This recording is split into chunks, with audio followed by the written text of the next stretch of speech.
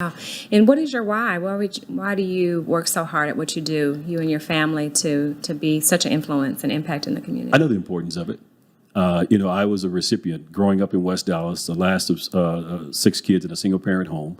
I know the times when my mom would go and get in line similar to those food lines that we had for folks waiting on us to distribute food to them. I remember with her coming home with bags and boxes of food similar to those things that we handed out.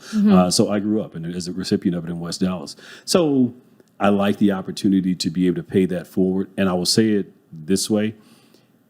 I think it does well for our community for folks to see folks who look like them So doing true. that. I think it does one of two things, and not that I'm ever against anybody helping to serve our communities because everyone needs to help out. Right. But I think it does, as a young black child, seeing black folks serving in the community, volunteering, giving in the community, it help them to dispel the myths that we don't volunteer or we don't give. And so many times we would be asked that while we were out there. Folks would ask, well, what's the name of the church who's doing this?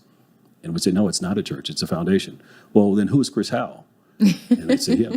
Oh, that's Chris Howell? And it was because, again, most of the time in our communities, we assume that it has to be a pastor or church who's doing it. Or if it is, it's someone who does not look like us, or it's someone who's deceased. And they waited until after the person was deceased and then started giving back to the community in that person's name for whatever reason.